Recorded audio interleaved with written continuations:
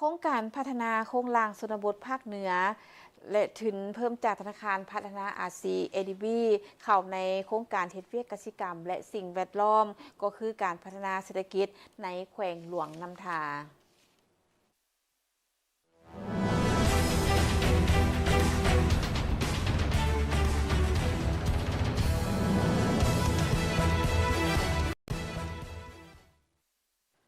โครงการพัฒนาโครงล่างชนบทภาคเหนือทุนเพิ่มเป็นโครงการสืบต่อจากโครงการโครงล่างชนบทภาคเหนือ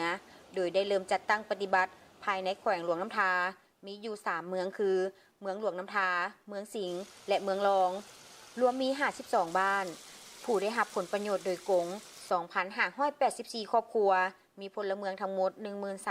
13,872 คนเริ่มจัดตั้งปฏิบัติโครงการในช่วงปี 2017 หา 2024 และปิดโครงการขั้นแขวงในวันที่ 29 กุมภาพันธ์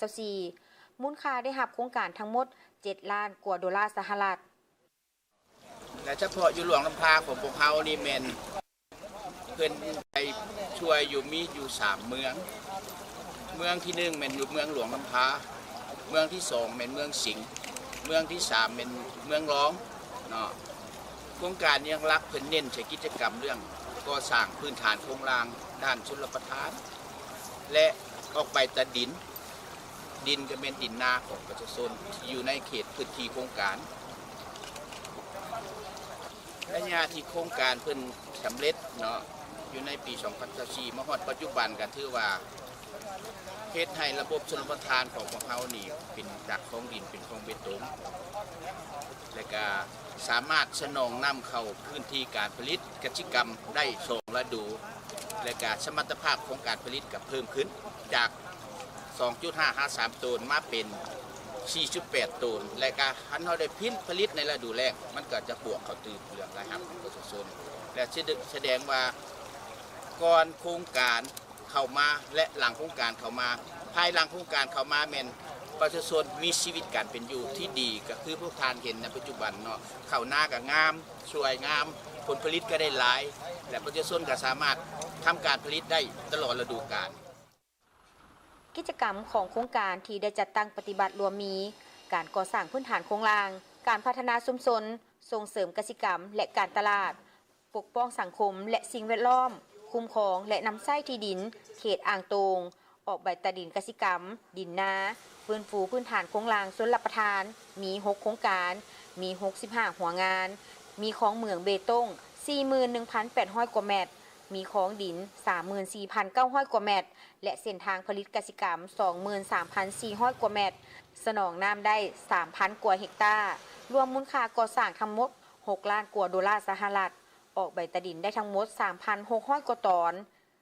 หลังจากโครงการสำเร็จแล้วยังได้ช่วยส่งเสริมการผลิตกสิกรรมสามารถสร้างรายรับเพิ่มขึ้นและยกสูงคุณภาพชีวิตการเป็นอยู่ของประชาชนให้นับมือนับดีขึ้นว่าโอ้คันสิว่าผลประโยชน์นี่ก็ได้ครับลายขึ้นแบบว่าคันสิว่าภาษาชาวบ้านก็แบบว่าหน้ามือหลังมือแล้วแหละมันเป็นสั้นแท้คือแต่คันสมาสมเทียบแต่ก่อนเนาะเฮ็ดหน้ากันเดียวแล้วก็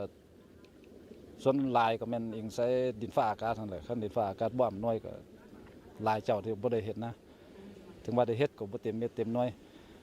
หลังจากโครงการเข้ามานี่เห็นได้อย่างชัดแจ้งว่าคือทงหน้านี่ตามเขาเบิ้งตัวจริงนี่เนาะมันก็เขียวงามแบบนี้แต่ก็เฮ็ดได้2ฤดูเฮ็ดได้2ฤดูสามารถปลูกพืชฤดูแล้งก็คือเป็นต้นแบบปลูกถั่วปลูกผักปลูกมีผลตลาดได้ภายหลังที่ว่าได้มีโครงการชลประทานเฮาเข้ามาช่วยแม่นข้าพเจ้าได้มีโอกาสไปเรียนรู้นำเสนอเทคนิคกสิกรรมแล้วก็ไปทัศนศึกษาแลกเปลี่ยนบทเรียนกับชาวนาต่างแขวงได้เฮ็ดให้ข้าพเจ้ามีความรู้เทคนิคด้านกสิกรรมส่งมาเนาะส่วนรับประทานเฮาได้ตอบสนองนํตามความต้องการ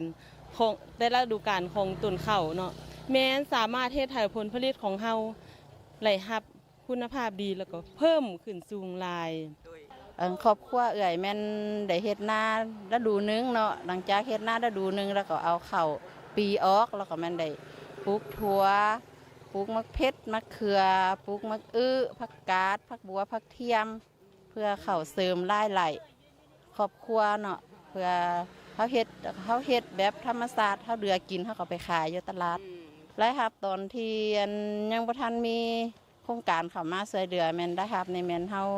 ได้น้อยเนาะประมาณ2 ถึง 3 ล้านหลังจากโครงการเข้ามาแล้วแม่นเฮาก็ได้ผลผลิตเฮาก็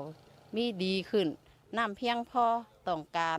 กับความที่เฮาเฮ็ดผลผลิตแม่นได้ครับของเฮาแม่นได้ประมาณ60 ถึง 70 ล้านต่อปี I was also really happy to see that they've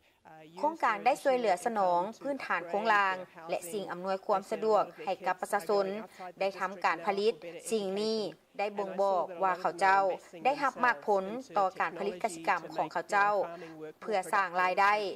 นอกนั้นเมื่อมีรายรับยังสามารถส่งลูกไปทำเรียนเพื่อได้รับการศึกษาที่สูงขึ้นนอกนั้นบางครอบครัวยังเอารายรับที่ได้รับนั้นลงทุนต่อยอดไปสู่ธุรกิจครอบครัวและอื่นๆเช่นซื้อรถบรรทุกมารับจ้างขนผลผลิตกสิกรรมออกสู่ตลาดให้แก่ชุมชนโครงการพัฒนาพื้นฐานโครงลางกสิกรรมโครงการดังกล่าวยังได้ช่วยเหลือประกอบส่วนในการส่งเสริมการพัฒนากสิกรรมและพัฒนาเศรษฐกิจสังคมภายในแขวงหลวงน้ำทาอีกด้วย